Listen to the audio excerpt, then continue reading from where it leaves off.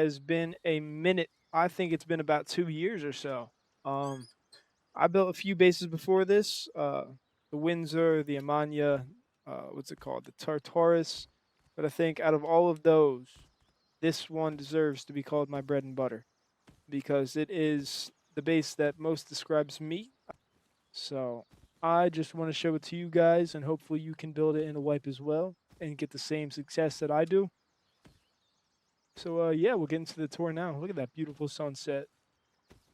Look at that beautiful sunset. It's floor stacked. It's defendable core. There's a bunch of turrets on the roof. The roof is amazing. I love the roof as well as the shooting floor, and the compound is separated. That's only a few things that I did that I just listed. But yeah, I mean, I love this space so much, and let's get into it. So we'll start with a breakable wall. Well, it's not breakable, but if they do break this, then they will be met with more obstacles. Normally, this is lowered enough to where they can't just crouch under this, I just copied and pasted this, so, that's kind of the way it went. But, yeah, then here is our disconnectable TC. All you have to do to disconnect it is break that, and then this disconnects, and then you can place your main TC. Once again, all you have to do to reconnect it is this. Bam, bam, then upgrade, and your TC is reconnected. It's not my idea, but it's a wonderful idea that I'm going to be using for a while now. In here, we have our main gate. So we have two peaks that once this wall is broken, it turns into a peak on the outside. So if anyone has a raid base or anything like that, you can easily shoot anyone from there and then reseal, just like so. So coming back in here, you have another peak that goes straight to the inside. You can see a lot on the inside as well. And then here is our compound. In each little section, there are two large furnaces with a turret with two chain link fences, so they can't be bowed or HV rocketed, which is nice. And then coming into our little first funnel area, we have a shotgun trap guarding, as well as another shotgun trap guarding the other area. In here is where our two depot boxes are, and a shotgun trap again. Then here is our main entrance down in the core, right there. And then we have our separated second floor, which is a nice little area for your planting, your secondary loot, or anything you need. Up in here is your first, I'll just no clip through here.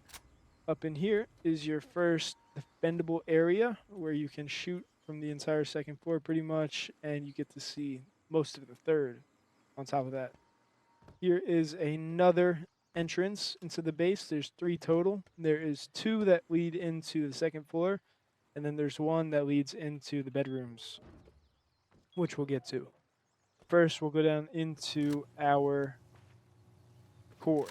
Right, so our core has a small refinery with almost everything you would need. This core fits 4 bags. This is meant for a quad. You probably could fit 5 or I don't know, maybe 6 in here, but it would be a pretty tight fit, and I wouldn't recommend it. But yeah, here's our core, separated by a wall window and main loot room. And we have our defendable peaks here, which defends the bunker, which I'll show you how to open and close that soon. And then we have another that goes into the disconnected second floor. So in order to place the wall that you need to place, you need to stand in this corner and look right here. And it'll place. And that goes right in here, right? So all you have to do to seal now is this. And it's seamless. There's no way they can break this from any spot. Normally you'd want to have this armored, but I'm not sure why it wasn't this one this time. But yeah, normally you'd want to have this armored just to make it not an 8 rocket raid when they're 16 rocketing this. But yeah, it's a great bunker. It's completely seamless. It doesn't interrupt any of the boxes, or it doesn't interrupt the whole base design.